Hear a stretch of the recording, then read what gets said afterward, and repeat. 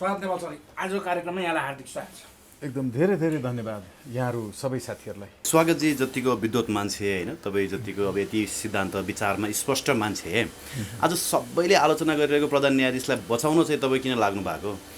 होइन, तर बाहिर त सबैले त्यही भनिरहेछन् नि सर। बिचराहरू अब चाहिँ अनपढ छन्, उनीहरूलाई जानकारी छैन मिडियाको बारेमा। स्वागत नेपालले चाहिँ प्रधान न्यायाधीशको पक्षमा आन्दोलन गरिरहेछ भनेर मिडियामा आइरहेछ। ओके, म भन्दैछु 2077 साल साउन 12 गते 2077 साल साउन 12 गते संसद सचिवालयमा सभामुखको कार्यालयमा दर्ता नम्बर 1 77 सालमा है यो प्रधान न्यायाधीशको काम गलत भयो, महाभियोग लगाऊ भनेर हामीले 1 नम्बरमा दर्ता गरेका छौँ। सबै संसदीय दलका कार्यालयमा दर्ता गरेका छौँ 77 सालमा। यी बिचराहरू अहिले यो कुरा भन्दैछन्। यिनीहरूको आन्दोलन, यिनीहरूले बचाउन खोजेको के हो? सेटिङ कमिटी बचाउन खोजेको, सर्वोच्च अदालतभित्रको होइन। त्यो एउटा बेन्च बार समन्वय समिति भनेकै सेटिङ कमिटी हो। त्यो कमिटी सेटिङ कमिटी हो भनेर माननीय न्यायाधीश हरिकृष्ण कार्कीज्यूले नै भन्नुभएको छ। त्यसका लागि उहाँलाई सलाम छ। हेर्नु है, अब हो त्यो सेटिङ कमिटी भत्काउ हो भनेको त। अनि प्रधान न्यायाधीश अहिले जो न्यायाधीश राल काटेर बसिरहेछन् हुनका लागि, तिनीहरू प्रधान न्यायाधीश हुँदा भोलिका दिनमा यसरी नै कानुनी र संवैधानिक बाटो बाहेक राजीनामा देऊ भनेर अर्को समूहले भन्यो भने पनि हामी राजीनामाको विरुद्धमा उभिन्छौँ। राजीनामा जहिले पनि उनले गरेका गलत कामहरूलाई भ्रष्टाचारलाई बचाउने षड्यन्त्र हो। राजीनामा संसदीय व्यवस्थामा जहिले पनि गलत काम गरिसकेपछि पेन्सन भत्ता, पूर्व पदको सवारी, सुरक्षा सुविधा प्राप्त गर्ने, घरमा आराम गरेर बस्ने, अब तिम्रो पालो सकियो खाने मेरो पालो हो भनेर बाँडीचुँडी खाने माध्यम हो राजीनामा। राजीनामा जहिले पनि जनताको विरुद्धमा हुन्छ। राजीनामा षड्यन्त्र हो। जनताको चाहना भनेको गलत गर्नलाई कारबाही गर्नु हो। उहाँले गलत कामहरू गर्नुभएको छ। हामीले महाभियोग त्यति बेला दर्ता गरेका छौँ। रञ्जन कोइरालाका सवालमा गलत गर्नुभएको छ। हामी जतिको स्पष्ट यो देशमा को छ जसले नराम्रोलाई राम्रो भनोस्, नराम्रोलाई नराम्रै भनोस्, राम्रोलाई राम्रो भनोस्। सम्मानित सर्वोच्च अदालतले 2 पटकसम्म जनभावनाको हत्या गर्ने, जनआकाङ्क्षाको हत्या गर्ने केपी ओलीको संसद विघटन विरुद्धको कदमलाई रोकेर जनताको सर्वोच्च जनप्रतिनिधिमूलक निकाय संसदलाई बचायो। जुन सर्वोच्चले, त्यो सर्वोच्चलाई सलाम नगर्ने, हामीले त्यसको समर्थनमा सेतोपट्टि बाँध्यौँ र सँगसँगै त्यहाँभित्र भएको पेशी प्रथाहरू जुन छ त्यसको विरुद्धमा हामीले कालोपट्टि बाँध्यौँ।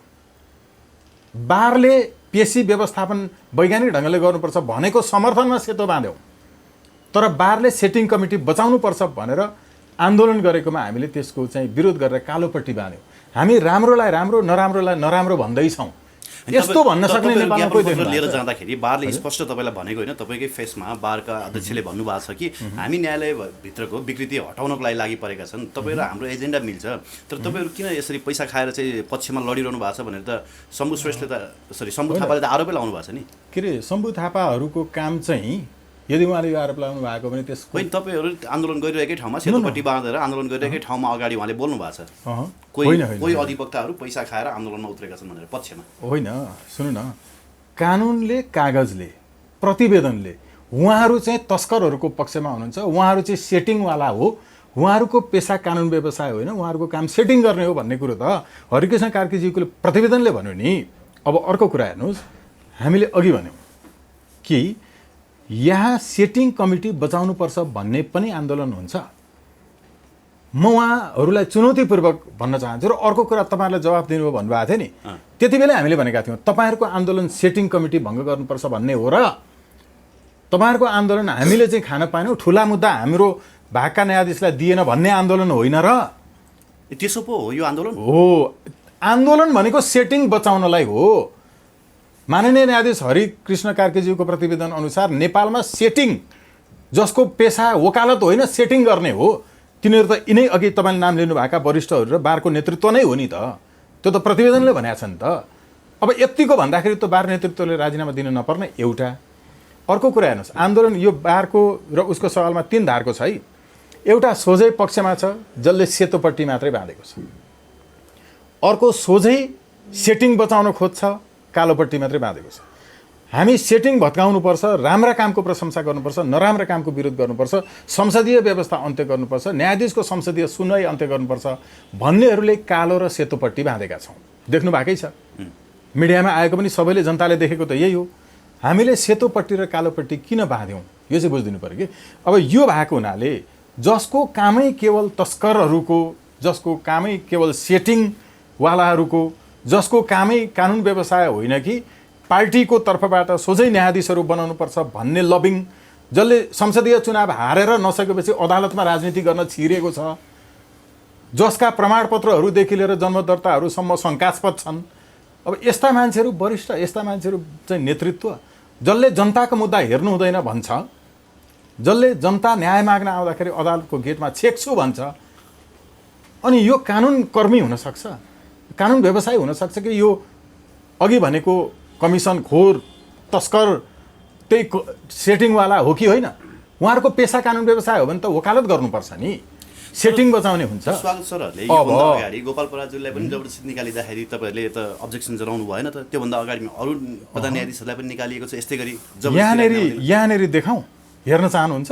स्योर, अहिले देखाउँछु म यो कुरा गर्दा गर्दै। हेर्नु, सर्वोच्च अदालतमा योभन्दा केही समय अगाडि मैले चाहिँ पनि गरेको छु,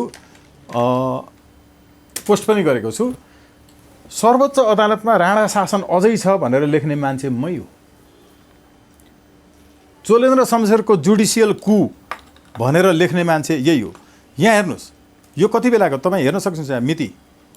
यो भनेको व्यक्ति चोलेन्द्रको निकृष्टता देख्नु भएन? 2021 नोभेम्बर 11 यो चाहिँ आजको मिति देखायो। यसको तल यसको पोस्ट मिति देखाउँछ सायद। स्वागत नेपाल पोस्ट मिति यहाँ मैले हेर्नैपर्छ है। यो के थियो भने जति बेला उहाँले प्रधान न्यायाधीश भएपछि अरू एकजना न्यायाधीश, तत्कालीन प्रधान न्यायाधीश उहाँभन्दा अगाडि जो हुनुहुन्थ्यो, उहाँलाई शुभकामना दिनका लागि पनि आउन दिनु भएन, त्यहाँ रोक लगाउनु भयो नि। यो चाहिँ वास्तवमा प्रधान न्यायाधीश भइसकेको मान्छेले यसो गर्न मिल्दैन भनेर लेखिएको विषय हो। अघि मैले बताइहालेँ होइन, यति धेरै विषयहरू छन् यहाँ खोज्नलाई, फेरि यो इन्टरभ्यूमा समस्या होला। सबै साथीहरूले एकचोटि गुगलमा गएर प्लिज चोलेन्द्र शमशेरको जुडिसियल कु भनेर युनिकोडमा सर्च गरिदिनु होला। मैले अहिले यहाँ गर्दा गर्दै पनि गरौँला, म यो भन्दै पनि गरिहाल्छु, गर्नै पर्ने स्थिति भयो। त्यति बेलै हो एउटा चिरकटो लिएर आएर प्रधान न्यायाधीशलाई हटाउने गरिकन इजलासबाट देखाएर यतिकै बोलेर फर्किएको बेलामा त्यो जुडिसियल कु थियो भनेर मैले लेखेको कुरा त्यो राष्ट्रिय दैनिकहरूमा पनि आछ र हो। त्यो विषय चाहिँ अस्ति भर्खरै मेरो आदरणीय गुरु होइन डाक्टर भीमार्जुन आचार्यज्यूले चाहिँ वास्तवमा यो चाहिँ एक हिसाबको कु हो भनेर भन्नुभएको चाहिँ मैले मिडियामा देखिरहेको थिएँ। त्यो जुडिसियल कु भन्ने शब्द नै प्रयोग गरेर त्यति बेलै अरू प्रधान न्यायाधीशलाई हटाउने सम्मको गतिविधि जुन थियो, मैले अघि भनिनँ, अहिले जो आन्दोलित छन् उनीहरू प्रधान न्यायाधीश भोलि भयो भने उनीहरूलाई यसरी जबरजस्ती कानुन बमोजिम बाहेक राजीनामा दिलाउन खोजियो भने त्यति बेला पनि राजीनामाको विपक्षमा उभिनेछौँ। हेर्नु, अब यो चाहिँ अलिकति देखाइहाल्छु। नेपालमा डेमोक्रेसी होइन जुरिस्टोक्रेसी, यो नयाँ पत्रिकामा प्रकाशित आर्टिकल हो। हेर्नु, 2077 सालको फागुन 26मा न्यायाधीश तन्त्र चलिरहेछ मुलुकमा भनेर त्यति बेलै चाहिँ लेखिएको थियो। अब यो हेर्नु होला, यो नेपाल प्रेस केले पनि यसलाई चाहिँ साभार गरेको रहेछ। चोलेन्द्रको जुडिसियल कु शीर्षकै देखिन्छ होला त्यहाँबाट, र नेपाली सेनाको आँखा आज लेखा हो। यो तपाईँले मार्च 13, 2018मा, अहिले 21 होइन, 2018मा मार्च 13मा चोलेन्द्रको जुडिसियल कु यो लेख्ने मान्छे को हो?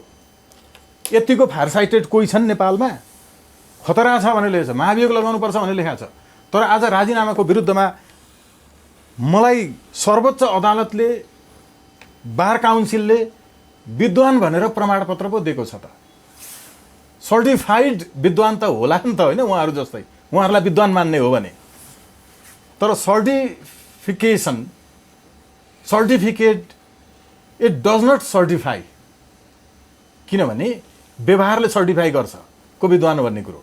त्यति बेलादेखि अहिले मैले वरिष्ठहरूको यो कु भनेर उनीहरूले भन्दैछ नि, त्यो बेलै भनेको थिएँ।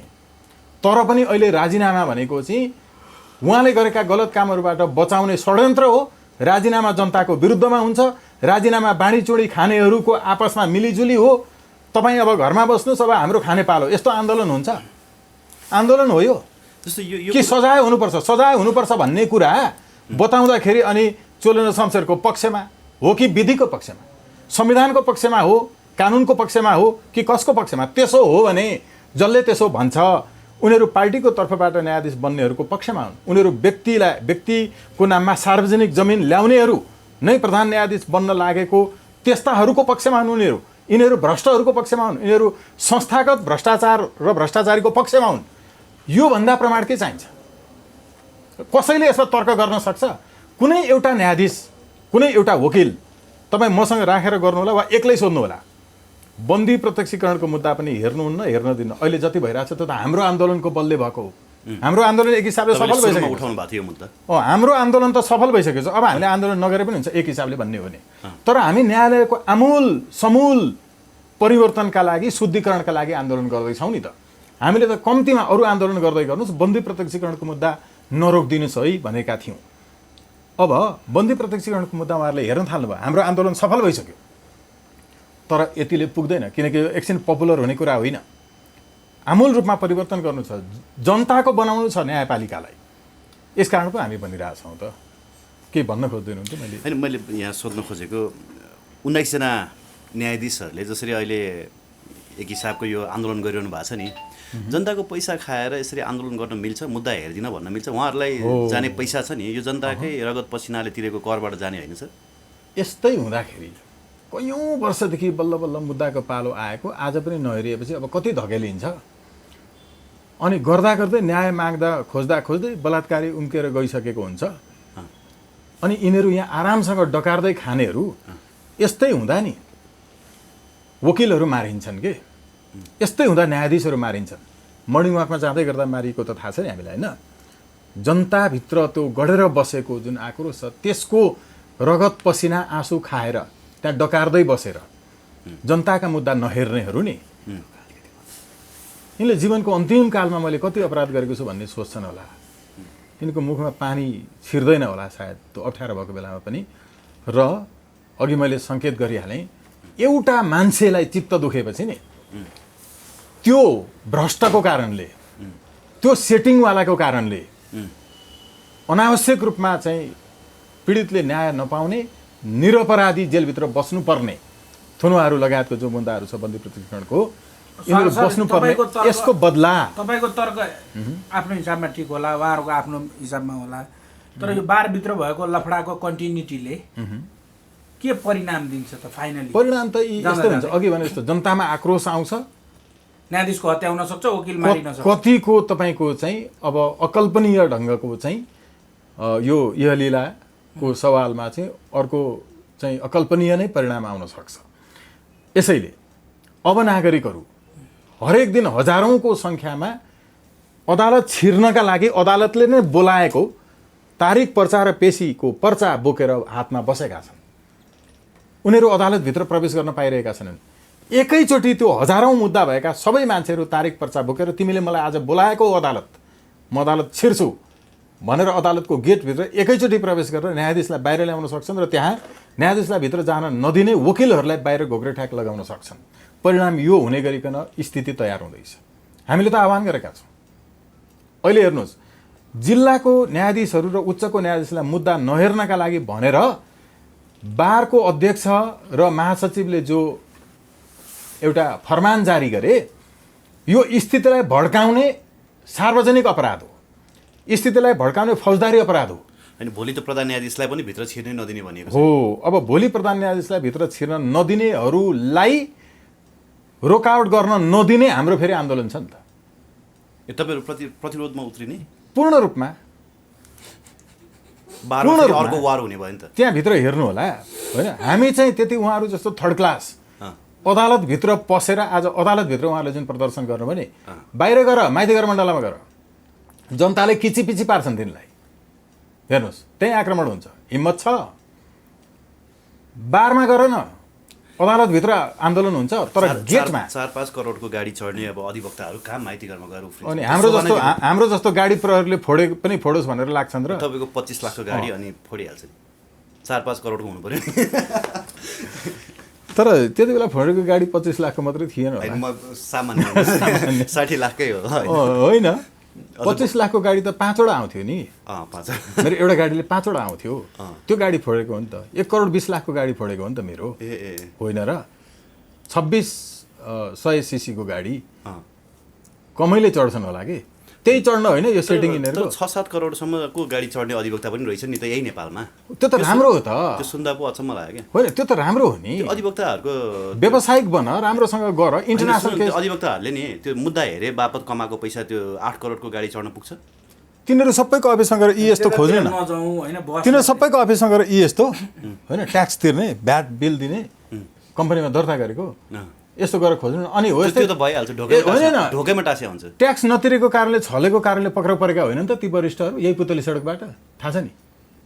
त्यसपछि अनि लफम सारेका होइनन् अहिलेको आन्दोलनका नेतृत्व गर्नेहरूले। यिनीहरू पनि भ्रष्टाचार नै रहेछन्। भ्रष्ट नम्बर 1 त हरिकृष्ण कार्कीज्यूको प्रतिवेदनले भनेको छ त। सेटिङहरू गर्ने त यिनीहरू बिचौलिया यिनीहरू हुन् भनेको छ त। बिचरा हामी जस्तोलाई चाहिँ भनेन होला होइन। एउटा मुद्दामा न्यायाधीशले हराइदिएपछि झन्डै सर्वोच्च अगाडि नै ढलेर कि एउटा न्यायाधीश त। अनि आत्तेर 8 करोड त कमिसन मात्रै आउने रहेछ। कमिसन मात्रै आउने रहेछ। यो भएको हुनाले समूल न्यायपालिकाभित्रको सुधार शुद्धिकरण चाहिँ। तर समग्रमा नि स्वागत छ। तपाईँको तर्क आयो कि जबरजस्त तर्क। वक्तित्व कला प्रतियोगिता भएको भए तपाईँ नै फर्स्ट हुनुहुन्थ्यो होला। तर यसबाट समाधान चाहिँ निस्किँदैन। न्यायालयलाई एकदम फिनिस यो खिचडी बनाउने नै कुरा अब तर्फ चाहिँ अग्रसर। तपाईँबाट कमसेकम अभिभावकत्व एन्सर अलिकति होइन। होइन अघि मैले भनेको वास्तवमा यसबाट समाधान का लागि एउटा चाहिँ मान्छेहरूको अहिलेसम्म बुझेका छैनन् नि कि के कारणले उनले राजीनामा दिनुपर्ने माग हो। यो भ्रष्टाचार तपाईँले योसँग यति रुपैयाँ लिनुभयो त्यसकारण तपाईँले राजीनामा दिनुहोस् भनेको छ। एकदम राइट। सरले आफै भाषण गर्नु भएको छ। शब्द आफै बोल्दैन अथवा कानुन आफै बोल्दैन। हो बोल्न सक्ने भए होइन के हुन्थ्यो भन्ने कुरा गर्नु भएको छ। अब तपाईँको विश्लेषणले झन् कन्फ्युजन क्रिएट गर्यो क्या। किन र? अब भोलि त्यहाँ चाहिँ छिर्न नदिने भने छ। अब तपाईँहरू चाहिँ कसले रोक्छ हेरौँ न त भन्नुहुन्छ। अनि त्यो पक्ष र विपक्ष महाभारत हुने भयो नि त। मैले कर तिरेको चाहिँ रकमबाट तलब खाएर मेरो सदस्यता शुल्कको पनि पैसाले बार चलाएर मलाई वकालत गर्न भित्र जान नदिने कोही छ त्यस्तो जन्मेको? हामी बिचौलियाहरू हो। बिचौलियाले छेक्ने हामीलाई। ठिक छ। तपाईँको दैनिक कार्यक्रममा अप्ठ्यारो पर्यो अथवा होइन त्यो न्याय सम्पादनमा अप्ठ्यारो बनायो त्यसले। तर प्रधान न्यायाधीश त भ्रष्ट हुन् भन्ने कुरा प्रमाणित गरिसक्यो नि त यहाँ। त्यसैले उसले राजीनामा दिनुपर्छ। उनको एकजनाको कारणले यो सब भएको भन्ने कुराको अन्डरस्ट्यान्डिङको त्यो वेमा किन जानु न तपाईँ? अब जस्तो मनोज मानव भ्रष्ट पत्रकार हो। उनले पत्रकारिता गर्नु भएन छोड्नु पर्यो भनेर नारा जुलुस गर्ने कि यदि त्यस्तो हो भने मनोज मानवको विरुद्धमा त प्रेस काउन्सिलमा मुद्दा हाल्नु पर्यो। अर्को तपाईँको चाहिँ साइबर हो भने त्यसमा हाल्नु पर्यो होइन र? तिमी पत्रकारिता छोड भनेर भन्ने हो र? होइन नि त। निकाय छ नि त। यस्तै उनी भ्रष्ट हुन् भने न्याय परिषद छ, संसद छ। भ्रष्टाचार गरेकोमा सोझै भ्रष्टाचारको अर्कै मुद्दा लाग्छ विशेष अदालतमा। डाइरेक्ट मुद्दा लाउनु पर्छ। अनि राजीनामा दिएर घरमा बस्नुहोस्। तपाईँले त गरिहाल्नुभयो। अझै झन्डै 1.5 वर्ष जति खानु हुने रहेछ। अब हामीले खान पाउने पालो पाउन भन्ने पनि आन्दोलन हुन्छ त। त्यो भनेको हो नि त उनीहरूले त। स्वागत छ। मैले भ्रष्टाचार गरेकोमा त कारबाही पो गर्नु पर्यो त। कारबाही नगर्ने जोगाउने अनि अर्को फेरि आउँछ फेरि खान्छ र जान्छ फेरि जोगाउने अनि जनता हेरेको हेरै। हामी त जनताको पक्षबाट न्यायाधीशलाई पनि कारबाही भएको श्रृङ्खला नेपालको इतिहासमा सुरु गराउन चाहन्छौँ। त्यो सुरु होस् न। राजीनामा दिँदै छोड्दै हिँड्दै खाँदै सबैले यो देशलाई सधैँ लुट्यालुटै गर्ने। राजीनामाको षड्यन्त्रको पक्षमा कुनै पनि सचेत मान्छे साँच्चै विद्वान मान्छे लाग्न सक्दैन। कानुन बमोजिम कारबाहीको पक्षमा लाग्छ। अन्तिममा नि जाँदा एउटा कुरा भनिदिनुहोस् कि जस्तो यो राजीनामा किन मागिएको भन्ने कुरा स्पष्ट भएको छैन भन्नुभयो। म पनि यही उल्झनमा अस्तिदेखि थिएँ। अब मान्छेले के भन्छ भने परमादेश जारी गरेको कारण परमादेश त्यसमा भागवण्डा खोजे न्यायाधीशले, जेठानलाई मन्त्री बनाए आदि इत्यादि कुराहरूलाई लिएर चाहिँ उहाँलाई भ्रष्टाचारी घोषित गरिएको छ। यदि परमादेश जारी गर्दाखेरि उहाँले भागवण्डा खोजेको हो भने त इजलासमा भएका 5 जना न्यायाधीशले पनि राजीनामा दिनु पर्थ्यो र त्यो परमादेश पनि क्यान्सल हुनु पर्थ्यो। परमादेश गलत तरिकाले आएको हो भने यो कुरा के लिङ्क छ कि मैले यतिकै उठाएँ? बिचरा तिनीहरू they are totally in confusion, in illusion कि एउटा स्टेट अफ माइन्ड यस्तो छ कि के भन्ने उनीहरू नै कन्फ्युजनमा छन्। के भनेको हो आन्दोलनकारीहरू भन्न खोजेको ती न्यायाधीशहरू आन्दोलनकारीहरू कसरी भन्ने आन्दोलनमा उत्रेपछि त आन्दोलनकारी त्यो त आन्दोलनकारी भयो। अझ उनीहरूले चाहिँ के भनेका छन् भने भद्र अवज्ञा भन्दैछन्, यो चाहिँ अभद्र अन्याय हो, भद्र अवज्ञा होइन यो, होइन अभद्रता हो यो। यिनीहरूले आन्दोलन गरे पनि यिनीहरूको तलब आउँछ आउँदैन सर कि काटिन्छ? हो, आन्दोलन गरेको बेलाको तलब काट्नुपर्छ। घन्टाको हिसाबले तलब दिने देशहरू छन्, हेर्नु। आन्दोलन गरे नि तलब पाक्छ है। ट्रेड युनियन हो यो, ट्रेड युनियनमा मात्रै तपाईँको आन्दोलन गर्न गएको दिनमा पनि तपाईँको चाहिँ पैसा। ट्रेड युनियनको नेता हुन मिल्छ न्यायाधीशले? विद्वान भन्ने बारले ट्रेड युनियनको नेता हुन मिल्छ? यी अभद्रहरू भद्र अवज्ञा शब्दलाई नै बेइज्जत गराउँदै अहिले जे काम गरिरहेछन्। अघि यहाँले सोध्नु भएको सन्दर्भ जे थियो नि, त्यो सन्दर्भ भनेको चाहिँ न्यायाधीशहरू अहिले यतिसम्म चाहिँ वैश्विक अपराधमा संलग्न भएको। एउटा त आत्तिए नि, हामीले संयुक्त राष्ट्रसङ्घीय उच्चायोगमा जुन चाहिँ होइन उजुरी दर्ता गरायौँ, त्यो उजुरी दर्ता गरिसकेपछि अब इट हेज बिन रजिस्टर्ड होइन, उनीहरूले हामीलाई रेस्पोन्स लेटर पनि पठायो। अब हामी यसपछि मात्रै हो यो चाहिँ अन्तर्राष्ट्रिय अदालतमा यो विषयलाई लिएर जाने। पहिला त्यहाँ हामीले कम्प्लेन गरेको हुनुपर्छ, पहिला अरू बाटाहरू पुरा भएको हुनुहुन्छ। राष्ट्रिय मानवाधिकार आयोगको अब हामी जवाफ माग्दैछौँ। यो जवाफ अनि तपाईँको चाहिँ हाई कमिसनरको चाहिँ जवाफलाई समेत लिएर अनि मात्रै अन्तर्राष्ट्रिय अदालतमा हामी मुद्दा दायर गर्दैछौँ। सायद हामी त्यहीँ नै पुग्छौँ, द हेगमै हामी पुग्छौँ। हामी त्यहीँ पुगेर एउटा चरणको चाहिँ यसलाई दर्ज गराएर त्यहाँको रजिस्ट्रेसन र फर्स्ट हियरिङ चाहिँ गराएर हामी फर्किन्छौँ। हामी त्यो योजनामा छौँ। हेर्नु, यिनीहरूलाई बन्दी प्रत्यक्षीकरणको मुद्दा चाहिँ वास्तवमै हामीले गलत गरेछौँ, यो चाहिँ सुरुदेखि नै हेर्नुपर्ने रहेछ भन्ने रियलाइज चाहिँ गरेका छन्। यो हाम्रो सफलता हो। र किनकि हामी लजिकल छौँ, हामी लिगल छौँ, हामीले जुरिस्प्रुडेन्सको कुरा गरिरहेछौँ, विधिको कुरा गरिरहेछौँ र जुरिस्प्रुडेन्सको चाहिँ बेसमा यिनीहरूले काम गरिरहेका छैनन्। यो खालको तपाईँको ट्रेड युनियनको नेतागिरी न्यायाधीशबाट हुने कुराले हामीलाई पनि जसरी हामी बोलिरहेका थियौँ यो ढङ्गमा उत्रेर बोल्न पर्ने बाध्यात्मक स्थिति जुन आयो, यसका लागि वास्तवमा एकदम दुःख लागेको छ। दलको प्रमाणपत्रै भेटाइसकेको मान्छे होइन, त्यो पनि एथेन्टिक एउटा चाहिँ बौद्धिक जमात भेला पारिसकेको मान्छे, सबै क्षेत्रको मान्छे तपाईँले जम्मा पारिसक्नु भएको छ। खेलकुददेखि स्वास्थ्यदेखि राजनीतिदेखि कवितादेखि सबै कुरा गर्न सक्ने।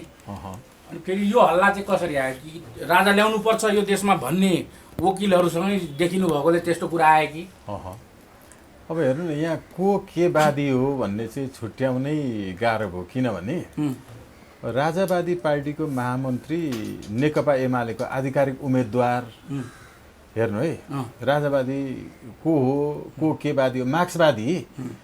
मार्क्सवादी कम्युनिस्टले स्वास्थ्य र शिक्षामा निजीकरण गर्नु हुँदैन भन्छ मार्क्सवादले।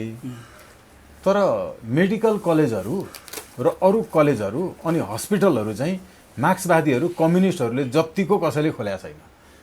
त्यो के वादी हो होइन? कङ्ग्रेस बिपी बमोजिम चलेको छैन। बिपीले आफ्नो जीवनको अन्तिम अन्तर्वार्ता भोला चटर्जीलाई जो दिनुभयो त्यसमा अर्थनीति जे बताउनु भएको छ, अहिले एमसिसी ल्याएर देश समृद्ध हुन्छ भन्ने विचार बिपीको चाहिँ यस्तो खालको सोच थिएन। किनभने बिपीले म अर्थनीतिमा चाहिँ मार्क्सलाई मान्छु, तर त्यहाँ व्यक्तिगत स्वतन्त्रता छैन, त्यसैले म कहिल्यै कम्युनिस्ट हुन सकिनँ, मार्क्सको अर्थनीतिसँग चाहिँ म सहमति जनाउँछु भन्नुभएको छ।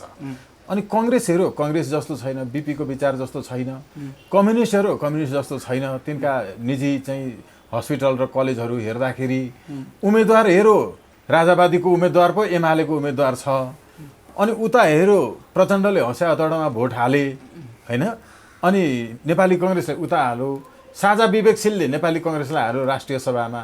यिनीहरू के वादी होलान्? तर मलाई चाहिँ दौरा सुरुवाल ढाका टोपी लगाएको देखेपछि राजावादी पहिल्यैदेखि भनेका हुन्। दौरा सुरुवाल ढाका टोपी लगाएको देखेपछि म अरू पनि लगाउँछु। तर यो बिचमा चाहिँ अलिक बढी नै भने कि मान्छेहरू अलिकति भ्रमित भयो, अडियन्सहरू, त्यही पत्रकारहरू पनि हो नि। होइन, पत्रकारहरू पनि भ्रममा पऱ्यो भने चाहिँ समस्या छ। एकजनाले मलाई फोन गरेर स्वागत नेपाल त राजावादी भइसक्यो भनौ। अनि ओके, मैले त्यो कुरा तपाईँलाई जानकारी पनि गराएँ। अघि भर्खर तपाईँको अफिसमा आउँदा एउटाले जापानबाट फोन गरेर आउँदा तपाईँले त ल्याउनु पऱ्यो भन्दैछन् होइन। अब कस्तो ल्याउनु पर्यो हो नि, कस्तो राम्रो भयो त। एउटाले यहाँलाई भन्दै थियो स्वागत नेपाल राजावादी भयो अरे भनेर, हो कि होइन त उसैलाई सोध्छु भनेर म कहाँ आउनुभयो। मेरो कुरा यो छ। अब हेर्नु त अर्को कुरा, राजा स्वयं राजावादी होइनन्। नागार्जुनतिर जाने है म भनेर पत्रकार सम्मेलन गरेर हात हल्लाएर जनतालाई दिएर गएको रे। अनि त्यो त फिर्ता लिन पनि सक्छन्। ठिक छ त, जनताको फिर्ता नदिने पक्षमा हो। यसो छ, जनताको नासो भनेर भन्नुभयो नि, नासो चाहिँ कहिल्यै पनि फिर्ता हुँदैन। हेर्नु है यो के अर्थमा, हेर्नु है यसको आलेख अलिकति वर्णन गर्दिन। यो के अर्थमा भने, यो के अर्थमा भने नासो चाहिँ कसैको आफूले राखिदिएको हुन्छ अनि त्यसमा आफ्नो अधिकार हुँदैन। राजकीय सत्ता जनताको हो। त्यो जनताको राजकीय सत्ता मैले केही समय आफूले प्रयोग गरेको थिएँ, अपहरण गरेको थिएँ, फेरि त्यो जनतामै दिएँ भनेको। तपाईँको क्यामेरा मलाई नासोको रूपमा दिनुभयो र तपाईँ अमेरिका जानुभयो भने तपाईँ अमेरिकामा हुन्जेल मैले त्यसलाई प्रयोग गर्छु, त्यसमा मेरो अधिकार हुँदैन। तपाईँ फर्केर आएपछि त्यो नासो दिनुपर्छ। हो, जनताको नासो भन्नुभयो नि, जनताको नासो भनेको राजकीय सत्ता चाहिँ जनतामा हुन्छ। इङ्ग्लिसमा त्यसलाई स्टेट अथोरिटी भन्छ होइन, सोभरेन्टी होइन, सार्वभौम सत्ता होइन, राजकीय सत्ता चाहिँ त्यो जनताको हो। जनतालाई चाहिँ मैले फेरि दिएँ, पहिला केही समय मैले लिएको थिएँ भनेको भाषाको अर्थ त्यसरी लाग्छ। त्यो नै हो फेरि सही अर्थ। अब अर्को अर्थ के हो भने पूर्वीय मान्यता अनुसार चाहिँ पूर्वीय दर्शन बमोजिम हाम्रो चाहिँ वैदिक सनातन परम्परामा राजा कहिले पनि राजाको छोरा नै राजा नहुने व्यवस्था छ। राजाको छोरा नै राजा हुने चाहिँ मध्यकालमा आएर मात्रै भएको हो। त्योभन्दा पहिला के थियो भने राजा हुने राजाको छोरा रहेछ, जेठो छोरा भने पनि उसको योग्यताको परीक्षण गरेर अनि योग्य रहेछ भने मात्रै, परीक्षामा उत्तीर्ण भएर मात्रै राजा हुने व्यवस्था हो। पछि चाहिँ मध्यकालमा आएर छोरो गजेडी छ भने पनि राजा बनाउने प्रचलन आयो। मध्यकालमा आएर चाहिँ गजेडी होस् कि जस्तो सुकै होस् राजाको छोरा राजा हुने व्यवस्था आयो। त्यसैले गर्दाखेरि कोही पाइएन उपयुक्त भने राजाको छोरा हुँदा हुँदै पनि स्वस्तानीको कथामा आउँछ नि, नवराजले होइन हात्तीले माला लगाइदिएर छान्दै छान्दै छान्दै गएर अनि उभिएका युवाहरूमध्ये लाइन लागेका मध्ये नवराजलाई हात्तीले माला लगाइदिएपछि राजा भयो होइन, लावण्य देशको राजा। लावण्य देशको राजा। अब यसै गरिकन तपाईँको चाहिँ लिग कोर्टमा दौडिएर जो प्रथम हुन्छ ऊ नै राजा हुने पनि हिजो अस्ति समय थियो नि होइन र। हामीले त्यो पाठ्यपुस्तकमा पढेर परीक्षामा लेखेको। त्यो भनेको त्यति बेला युद्धको समय थियो र युद्धका लागि योग्य को हुन्थ्यो त्यो राजा हुन्थ्यो। राजाको छोरा हुने बित्तिकै हुँदैन थियो। हाम्रो वेदमा राजाको चाहिँ तपाईँको प्रत्यक्ष जनताबाट परीक्षा पास गर्नुपर्छ भन्ने व्यवस्था छ। यसलाई पछि आएर बिगारे। यसैले उहाँले भन्नुभएको जनताको नास हो जनतालाई फिर्ता, राजकीय सत्ता जनताको हो, मैले अहिले फिर्ता गरेँ, राम्रो कुरा भयो होइन। यसमा धेरै अल्मलिन जरुरी छैन। म चाहिँ फेरि कसैले राजा मान्नुहुन्छ सम्मान गरौँ। संसारका सबै विश्वविद्यालयमा राजा मान्ने राजतन्त्रको पनि त एउटा विषय पढाइ हुन्छ नि त होइन। राजतन्त्र विभिन्न तन्त्रहरू मध्येको एउटा हो। तर व्यक्तिगत रूपमा तपाईँ राजा मान्न तयार हुनु न, अथवा राजतन्त्र तपाईँले राजालाई इन्डिभिजुअल्ली मान्छु, ज्ञानेन्द्रलाई मान्छु नि त। किनभने उहाँको आवश्यकता छ त राज्य सत्ता चलाउनको निम्ति। कहाँ हुनु त्यो एकचोटि नुहाइसकेको पानीले फेरि नुहाएर सफा हुन सकिन्छ? राज्य चलाउन असफल भइसकेपछि फेरि हुन्छ? यो अरू कुरा जाँदा त त्यसरी जान्छ। तर व्यक्तिगत रूपमा किन नमान्ने? मेरो विरोधीलाई पनि मान्छु नि। पूर्व होइन राजतन्त्रात्मक अवस्थाको नेपालको चाहिँ राष्ट्राध्यक्ष हो नि त, नमान्ने त। यी यस्ता लुटाहरूलाई त तपाईँको मानिरहनु परेको छ, अध्यक्ष कुनै के न्यायाधीश भनेर होइन। अनि एउटा जसले एक समय मुलुक चलाएको हो, मान्नु भनेको अस्तित्वको स्वीकार गर्नु हो कि। केही मान्छेहरू अस्तित्वको तपाईको सारमा कुरा आइगयो सर। अब यसलाई जति ताने पनि हुन्छ हैन कुरा। अनि सर छ नि, अब राष्ट्रवादी आन्दोलनमा तपाईँ घुमिरहेको मान्छे होइन, हजुर, राष्ट्रवादी हुनु र राजावादी हुनु एउटै होइन र सर? अनि राजा नभएको देशको राष्ट्रवाद हुन्छ कि हुँदैन? तर नेपालमा त त्यसलाई सिनोनिम हेर्नु है। Okay, this is the point. We have to go in line, not in line with but between the line. राजा मान्नु भनेको राष्ट्रवादी हुनु हो भन्ने भ्रम कसले सिर्जना गर्यो? ती मान्छेलाई संसारमा राजा भएका मात्रै देश छन् भन्ने लाग्छ। राजा नभएको देशको राष्ट्रवाद हुँदैन, राजा नभएको देशको नेसनलिजम हुँदैन, राजा नभएको देशको पनि राष्ट्रवाद हुन्छ।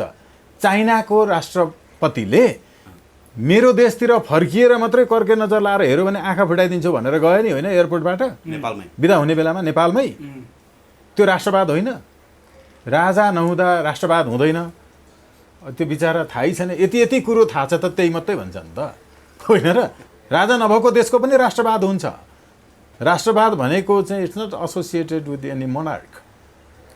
तर मलाई नि अब तपाईँको भिडियोहरू हाम्रो मिडियामा हालिसके पछाडि लाखौँ मानिसले हेरेका छन् सर। धेरैले प्रश्न सोधिदिनु, स्वागत नेपालजी सच्चाइ राज संस्थाको बारेमा उहाँको के छ, उहाँका अभिव्यक्तिहरू भनेर सोधिदिनु भन्नुभएको भएरै हामीले यो प्रसङ्ग जोडेको हो। ए होइन, मतलब मैले खालि प्रश्नलाई एकदम स्वीकार छ नि, राम्रो कुरा हो नि, खालि मैले त्यो उनीहरूलाई नै भनेको। प्रश्न चाहिँ के हो भने नि, अब मोहन वैद्य जस्तो मानिसहरू, होइन, नारायणमान बिजुक जस्तो मानिसहरूले त हामीले गल्ती गरेछौँ राज संस्थाको विरोधमा लागेर भनेर। तपाईँहरू चाहिँ कहिले परिवर्तन हुने सर?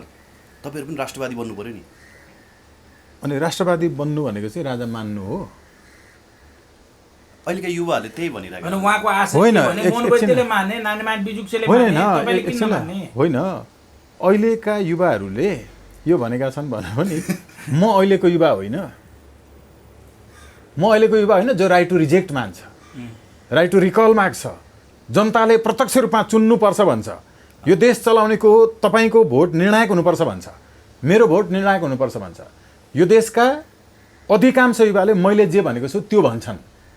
सडकमा गएर एकचोटि सोधेर हेर्नुहोस् त ल, इन्टरभ्यू नगरौँ प्लिज। अहिले उठेर गएर हामी पुतली सडकमा, म तयार छु है अहिले उठेर जान, सँगै अहिले जाउँ। हेर्नु यही अगाडि पुतली सडकमा, त्यो सडकमा गएर सोधौँ त। म तपाईँलाई ग्यारेन्टी गर्छु 99% मैले भनेको कुरा मान्छन्। जसले राइट टु रिजेक्ट हुनुपर्छ भन्छ, सांसदहरू मन्त्री प्रधानमन्त्री हुन नपाउने व्यवस्था हुनुपर्छ भन्छ, जसले यो मुलुकमा अब चाहिँ दलहरू धेरै भयो, द्विदलीय प्रणाली हुनुपर्छ भन्छ, जनताले सोझै छान्नुपर्छ भन्छ, यो पो भन्छन् त युवाहरूले। यो त के भयो भने केही मान्छेहरू जो मिडियामा भोइस होइन आएको छ उनीहरूले मात्रै चाहिँ भनेका छन्। म यसरी बोल्छु नि, सौभाग्यवश तपाईँ र मेरो भेट भएको छ र मेरो कुरा एम्प्लिफाइड भएको छ। मभन्दा कयौँ ज्ञान बुद्धि विवेक भएका अत्यन्त क्षमतावान मान्छेहरू कति छन् यो देशमा, उनीहरूको भोइस आउन सकेको छैन तपाईँहरूसँग। हेर्नु, खालि केही सेलिब्रिटीहरूको भोइस मात्रै आइरहेको छ। यस कारणले धेरै मान्छे स्वार्थी छन्। भोइस आएका मध्येहरू स्वार्थको पछाडि, जसले हरेक दिन पैसा पाएन भने त्यो राजावादी पार्टी कि के भन्नेहरूका पछाडि लाग्दैनन्। पैसा पायो भने देख्नु भएन, कमल थापा राजावादी, कमल थापा राजावादी, जो जुनसुकै पार्टीसँग मिलेर जहिले पनि सरकारमा गइरहन्छ आइरहन्छ, राजावादी। जसले कम्युनिस्टसँग भिख मागेर चुनाव जित्यो, राप्रपाको महामन्त्री, ऊ राजावादी। के हो राजावाद भनेको? राजावादी भनेको के हो? यस्तो सामान्य हिसाबले सोच्नु हुँदैन। अहिलेको युथहरूलाई के भइरहेको छ भने उनीहरूको एन्टिसिपेसन अनुसार अहिलेका लिडरहरूले काम गर्न सकेका छैनन्। त्यो हिसाबले पनि बरु आजको युगभन्दा त हिजोको युग पो बेटर थियो कि। अब अहिले इतिहास, धर्म, संस्कृति, रिनेन्सेन्सको कुराहरू गरिरहेका छन्, पुनर्जागरणको कुराहरू गरिरहेका छन्। यो सबलाई जोडेर चाहिँ उनीहरूको थिम चाहिँ के छ भने, होइन अब चाहिँ राज संस्था वाज मच बेटर देन, होइन, this democracy or this form of democracy भनिरहेका छन्। It's a comparison among the worst. खराबहरू बीचको तुलना अहिले तपाईँले भन्नुभएको। फेरि सम्झाउँछु। So he was just like the leader No, he was not a leader. He was not a statesman. He was a dealer because he was totally, purely involved in business. He was a businessman. So, अहिले नागरिकहरूले के find out गरिरहेछन् भने, म फेरि पनि भन्छु कि एकजना काभ्रेको मैले एउटा मुद्दा हेरेको थिएँ, फेरि म दोहोऱ्याउँछु इक्जाम्पल, जहाँ आफ्नो हजुरबाउले नातिनीलाई बलात्कार गर्थे, पछि बाउले पनि बलात्कार गर्थ्यो, तिनको भाइले हजुरबाउ खराब भन्थ्यो, पछि बाउ त झन् खराब रहेछ भन्न थाल्यो। हजुरबाउ खराब भनेको बाउ खराब रहेछ भन्दा भन्दै यो हजुरबाउ चाहिँ बरु बाउभन्दा राम्रो रहेछ भन्न थालेको थियो कि त्यो भाइले। तर दुवैजनाले बलात्कार गरेका थिए। भाइ कि बहिनी? बहिनीलाई पहिला हजुरबाउले बलात्कार गर्थे, अनि उनले बाउलाई सुनाउँदाखेरि, विदेशमा थिए आएर सुनाउँदा बाउले पनि बलात्कार गर्न थाले, माया गरे जस्तो गरेर। त्यो बलात्कृत नानीको भाइले चाहिँ हजुरबाउ कस्तो खराब भनेर भन्थ्यो पहिला, पछि त बाउले पनि बलात्कार गर्न थाल्यो। अनि बाउले त अझ बाहिर लगेर होटलमा लगेर 2 जना अरूलाई पनि सँगै मिसाएर बलात्कार गर्थ्यो। रिसेन्ट घटना यो धेरै अगाडिको हैन नि। नेपालको सबै राष्ट्रिय चाहिँ दैनिकहरूमा, टेलिभिजनहरूमा, मूल तपाईँको चाहिँ टक सो कार्यक्रमहरूमा उहाँको आँखामा पट्टी बाँधेर रुँदै रुँदै केही विज्ञापन बटुलेर सेलिब्रिटी बन्ने अभियन्ता जस्ता पत्रकारहरूले उहाँलाई देखाएर विज्ञापन बटुलेर चाहिँ घर बनाए होइन। तर उहाँको हामीले मुद्दा निशुल्क हेरेका थियौँ। ती नानीलाई बलात्कार गर्ने हजुरबाउ कस्तो खराब भन्थ्यो भाइले, पछि हजुरबाउ भन्दा त बाउ खराब रहेछ भन्न थाल्यो। बाउ खराब रहेछ हजुरबाउ भन्दा झन् भन्दा भन्दै बरु हजुरबाउ ठिक रहेछ भन्न थाल्यो। हो त्यस्तै यी राजा भन्दा मिनी राजा झन् खराब रहेछन् भन्दै थिए। मिनी राजाहरू यी नेताहरू झन् खराब रहेछन् भन्दा भन्दै बरु राजा ठिक रहेछ भन्न थाले के।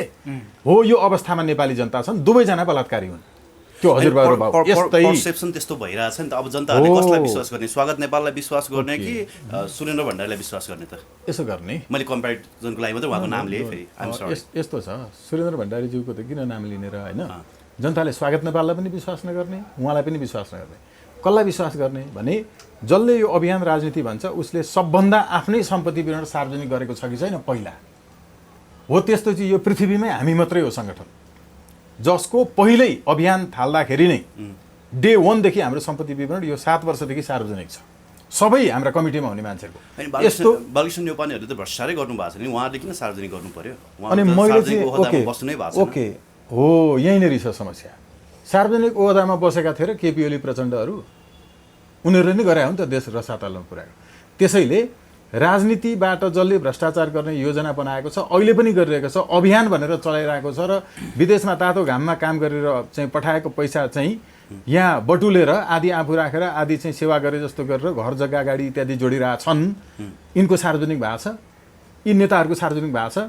अघि मैले भनेको होइन, हाम्रो बालकृष्ण ढुङ्गेल यो मतलब चाहिँ न्यौपानेज्यूहरू भण्डारीज्यूहरू कसैको पनि नाम नलिउँ, तर जसले यो देशमा राइट टु रिजेक्ट पनि भन्छ, राइट टु रिकल पनि भन्छ, आफ्नो सम्पत्ति विवरण सार्वजनिक गर्छ, हो यस्तो मान्छेहरू जसले जनताबाट सोझै चुनिनु पर्छ भन्छ, जन्मको आधारमा हुनु हुँदैन भन्छ, जसले यो खालको जुन अहिलेको व्यवस्था छ नि, यो व्यवस्थामा चुनावमा खर्च गर्ने, फेरि चुनाव जितेपछि असुल उपर गर्ने, यसकै निरन्तरता त हो। यो बिचमा म चाहिँ राम्रो भनेर मात्रै भनेका छन् कि मान्छेले। स्वागत नेपाललाई पनि विश्वास नगर्ने, यो अरू भण्डारी न्यौपाने इत्यादि प्रचण्ड यी उपेन्द्रहरू कसैलाई विश्वास नगर्ने, त्यसलाई मात्रै विश्वास गर्ने जसले सोझो जनताबाट चुनिनुपर्छ। तर राइट टु रिजेक्ट र रिकल त भन्दैनन् त, जनताबाट सोझो चुनिनुपर्छ भन्ने उपेन्द्र यादवहरू, बाबुराम भट्टराईहरू जनताबाट सोझो चुनिनुपर्छ मात्रै भन्छन्, तर रिजेक्ट हुनुपर्छ, रिकल पनि गर्नुपर्छ भन्ने चाहिँ भन्दैनन्। किनभने निरङ्कुश हुन चाहन्छन्। त्यो भन्ने रविन्द्र मिश्र त अब राजा आऊ देश बचाऊ भन्ने पक्षमा पुगिसक्यो। अनि ठिक छ त, उहाँले भन्न त पाउनुहुन्छ नि, उहाँले भन्न पाउनुहुन्छ नि। उहाँ जतिको बुद्धिजीवी मान्छेले त त्यसलाई एक्नोलेज गरिसक्नु भयो भने तपाईँहरू चाहिँ कहिले एक्नोलेज बिचरा बुद्धिजीवी कसरी भन्ने र होइन, यो फलाक्ने मान्छे बुद्धिजीवी लाग्छ नि त। होइन सुन्नु न, राजा आयो भने देश बन्छ भनेर भन्ने मान्छेलाई बुद्धिजीवी भनियो भने चाहिँ त्यो चाहिँ अलिकति अब हाम्रो पनि होइन एकचोटि कसरी हामी बुद्धिको प्रयोग गर्छौँ भन्ने पनि सोच्नु पर्ला। किनभने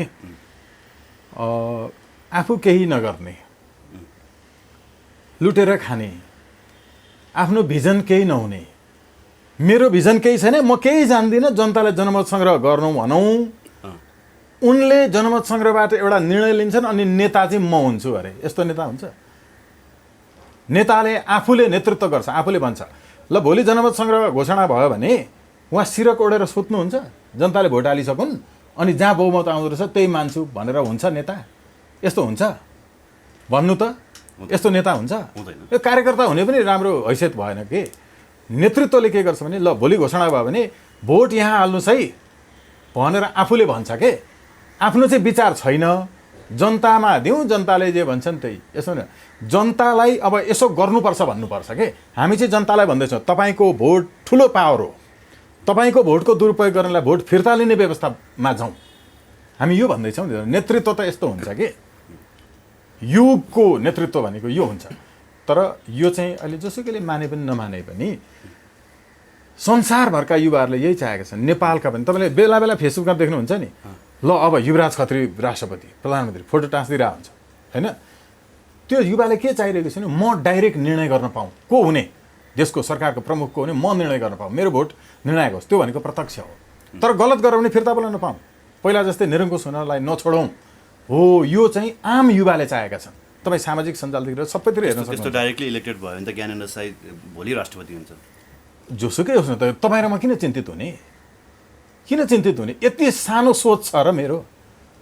जोसुकै होस् 51% लिएर आएर जसले चलाउँछ यो मुलुक चलाओस्, तर राम्रो गरेन, भिजन अनुसार काम गरेन भने त्यसलाई फिर्ता बोलाउन पर्ने अधिकार पनि छ नि त। केही फरक पर्दैन। हेर्नु, तर नेपाली युवाहरू अहिले डिलेमामा छन् नि। स्वागत सर, हिजो चप्पल लाएर जडौली प्यान्ट लगाएर काठमाडौँ छिरेकाहरूले त देश बनाएनन्। अब अहिले कोट लगाउने होइन अनि राष्ट्रवादी भनेर दौरा सुरुवाल लगाउनेहरूले चाहिँ कसरी कस्तो राम्रो कुरा गर्नुभयो। उनीहरू गाडी चढ्न राजनीति गरेका थिए, हामी गाडी चढिसकेका छौँ। उनीहरू घर बनाउन राजनीति गरेका थिए, हामीले घर बनाइसकेका छौँ। उनीहरू छोराछोरीलाई तपाईँको एउटा स्कलरसिप प्राप्त गर्नलाई राजीनामा, यो मतलब राजनीति गरेका थिए। हाम्रा छोराछोरी हाम्रो पर्सनल खर्चमा सबभन्दा राम्रो युनिभर्सिटी र सबभन्दा राम्रो कलेज विश्व उसमा पढ्छन् होइन र? हामी एउटा स्कलरसिपका लागि गरेका हौँ, घर बनाउन गरेका हौँ, चप्पल लगाएर आएर गाडी चढ्नलाई राजनीति गरेका हौँ। कङ्गालहरूले गर्दा यस्तो हुन्छ। अब अर्को एउटा महत्त्वपूर्ण रूपमा भन्छु म, त्यो कङ्गाल वैचारिक पनि हुन्छ। आर्थिक रूपमा कङ्गाल भएर के भन्नु, म पनि गम्भीर आर्थिक अवस्थाबाट गुज्रिएरै आएको। हेर्नुहोस् है, के थियो होला, पारिवारिक सम्पत्ति होइन प्रयोग गर्न पाइएन होला, पछि मुद्दा गरियो होला, प्राप्त गरियो होला होइन, तर पढ्दा दुःखपूर्वक पढेको। हेर्नु, अर्काको घरमा बसेर काम गरेर पनि पढेको, बिएल पढ्दासम्म। अहिले न्यायाधीशहरू छन्, मुख्य न्यायाधीशहरू छन्, क्लासमेटहरू थाहा छ राम्रोसँग सबैलाई, पत्रकारहरूलाई थाहा छ। अघिको तपाईँको प्रश्न यति राम्रो छ, यसै कारणले असफल भएको। चप्पल लगाएर आएर करोडौँको गाडी चढेर हिँड्नेहरू सपना नै त्यही बनाएकोले देश बनाउनु होइन। हामीसँग त्यो समस्या छैन। उनले राजनीतिलाई पेसा बनाए, हाम्रो पेसा बेग्लै छ।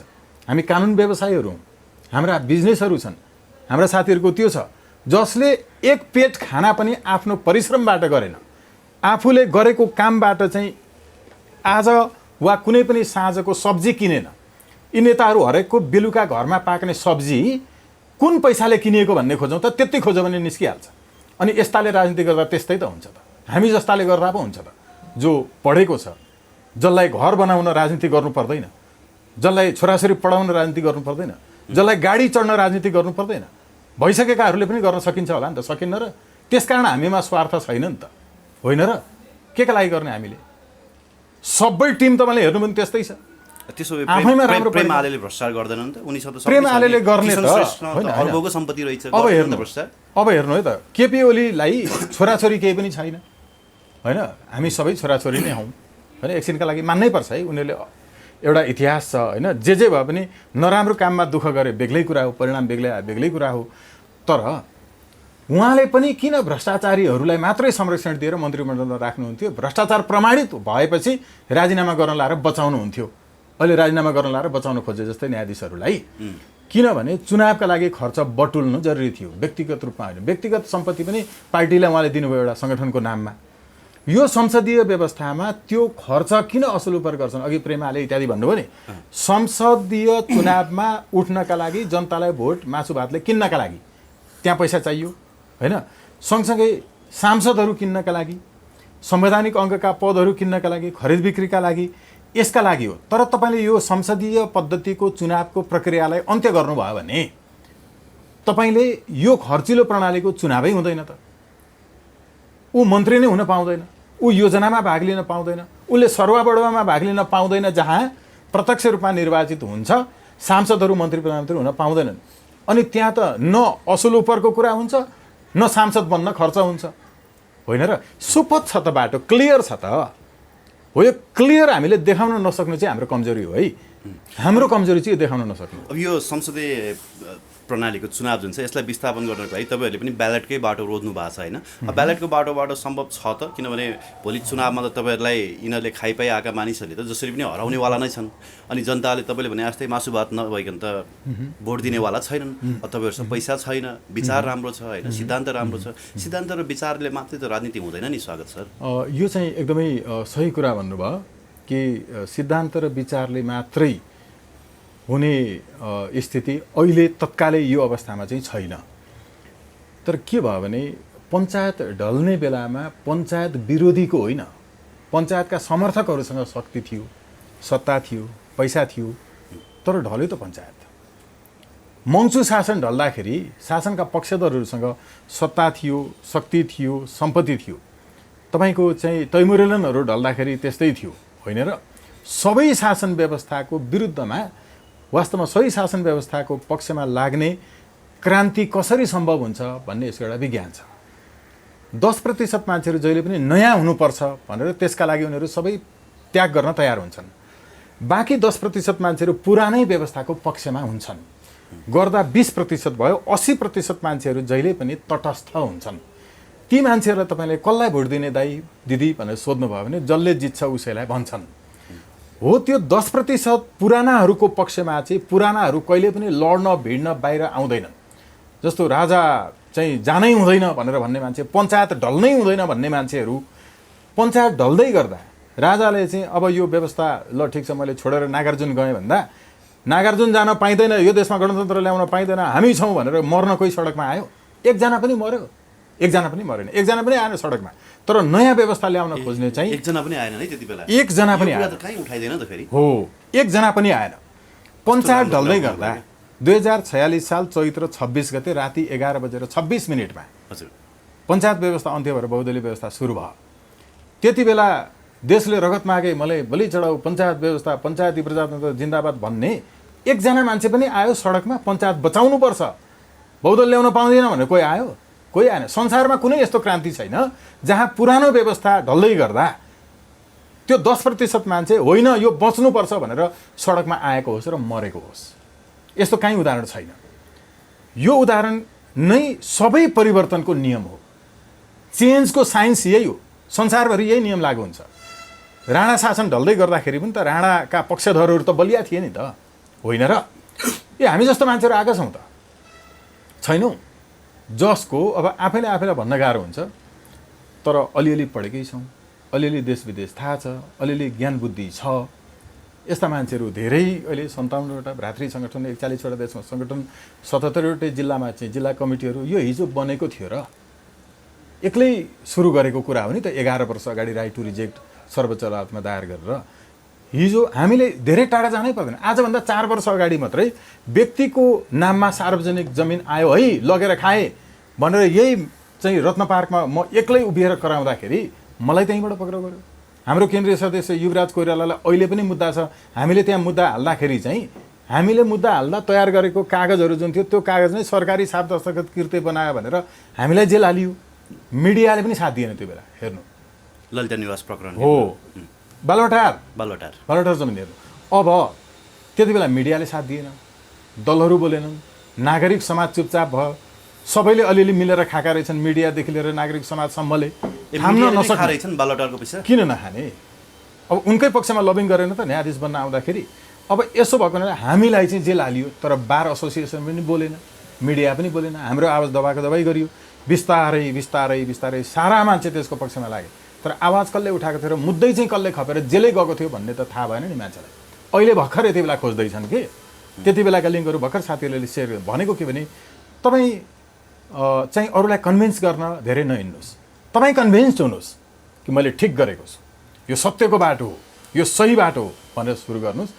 त्यसले असल कृतिले जहिले पनि कृतिकारलाई मारिदिन्छ, बिर्साइदिन्छ। रामायण सबैलाई थाहा छ, रामायणको लेखकको धेरैलाई थाहा नहुनसक्छ। रामायणले रामायणको लेखकलाई मारिदियो, असल कृतिले कृतिकारलाई मार्छ भनिन्छ नि। यस्तै राइट टु रिजेक्ट इत्यादि यो सबै कुराहरू चाहिँ मान्छेले सम्झिन्छन् यी एजेन्डाहरू, तर कसले उठाएको थियो बिर्सिन्छन्। यो नै महान काम हो। तपाईँले गर्न लागेको काम तत्कालै सफल भएन भने तपाईँ असफल भयो भन्ने नठान्नुहोस्, तपाईँको लक्ष्य महान थियो भन्ने ठान्नुहोस्। महान लक्ष्य लिएर अगाडि बढेपछि तपाईँ, अहिले म यसरी बोल्दैछु, भोलि मर्न सक्छु त, भोलि नै मर्न सक्छु नि म, हुन सक्दैन र? आज सुतिरहेको भोलि म नउठ्न सक्छु। अनि मैले अब 2 वर्ष, अब 5 वर्ष पछाडि चाहिँ यो सफल हुन्छ भनेर किन लाग्नु त? अहिलेदेखि झुन्डे भइहाल्यो।